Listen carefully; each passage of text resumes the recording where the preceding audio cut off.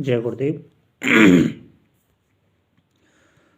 जीवन में बहुत सी समस्याएं होती हैं और बहुत सी समस्याएं ऐसी होती हैं जो कभी सुलझती नहीं हैं। यदि व्यक्ति पुरुषार्थ करे, मेहनत करे, तपस्या करे तो बहुत कुछ संभव है इस दुनिया में। गुरुदेव की कृपा से जो मुझे ज्ञान प्राप्त है, मेरे अनुभव में जो आता है कि शिव जी की कृपा से इस दुनिया में बहुत कुछ संभव है और संभव ही नहीं है, बहुत कुछ जो असंभव व्यक्ति को नज़र आता है वो संभव है। राम जी ने रावण से युद्ध किया था तो बड़ा दुष्कर था, बड़ा असाध्य था, लेकिन राम जी ने शिव जी की पूजा की तो वो साध्य हुआ। कृष्ण जी ने भी शिव जी को पूजा है और राम जी ने भी शिव जी को पूजा है, और हम शिव जी को पूजते हैं तो हमारी बड़ी बड़ी मनोकामनाएं पूर्ण होती हैं।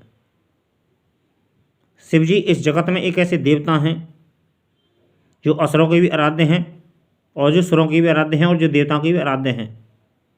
टोटल जगत में जितनी भी योनियां हैं वो सभी के आराध्य हैं।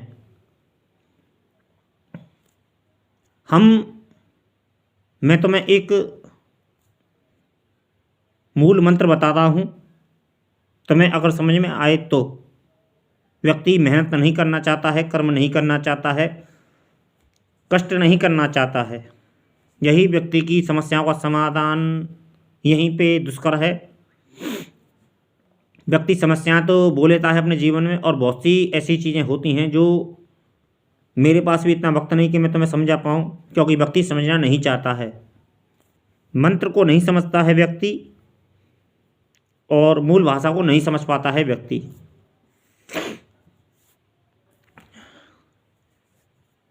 शिव सहस्त्र नाम एक ऐसा पाठ है जो बड़ी से बड़ी कामना, तुम्हारी मनोकामना पूर्ण कर सकता है, बड़ी से बड़ी मनोकामना। इसमें समस्या ये है इंसान के पास में, क्योंकि मैंने स्वयं किया है, 1 वर्ष का पाठ है और ब्रह्मचर्य के साथ में होना चाहिए ये पाठ।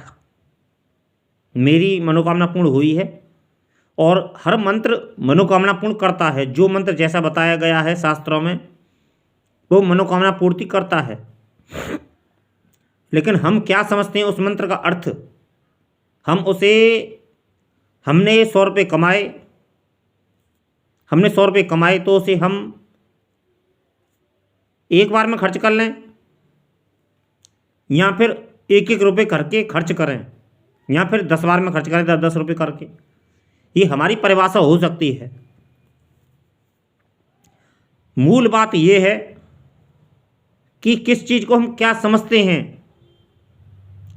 तपस्या एक अलग चीज़ होती है, उसका फल एक अलग चीज़ होती है, और तपश्चर्या करना एक अलग चीज़ होती है। तीनों में बहुत अंतर है गहरा।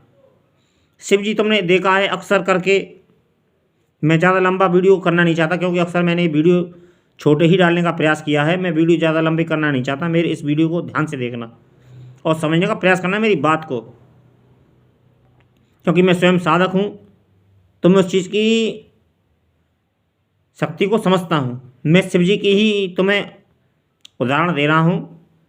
शिव जी ने ज़्यादा से ज़्यादा जीवन में तपस्या की है और कम से कम उपभोग किया है। कहने का मेरा प्रयास ये है कि शिव जी ने ज़्यादा से ज़्यादा तपश्चर्या की है जीवन में, और कम से कम उपयोग किया है अपनी तपस्या का, कम से कम उपयोग किया है। शिव एक ऐसे देवता हैं जो देते ही देते हैं। शिव जी ने हमेशा जन कल्याण को दिया ही दिया है। ऐसे अनेक तंत्र ग्रंथ हैं, ऐसे एक मंत्र ग्रंथ हैं, ऐसे एक यंत्र ग्रंथ हैं जिसमें शिव जी ने दिया ही दिया है केवल इंसान को, मनुष्य को।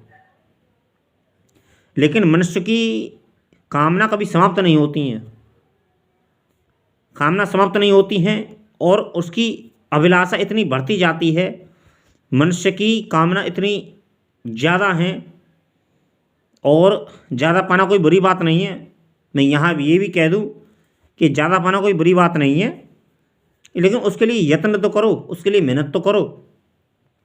कामना करना कोई बुरी बात नहीं है, कामना करना मैं भी कामना करता हूँ, लेकिन बुरी बात नहीं है, लेकिन उसके लिए मेहनत भी तो करो।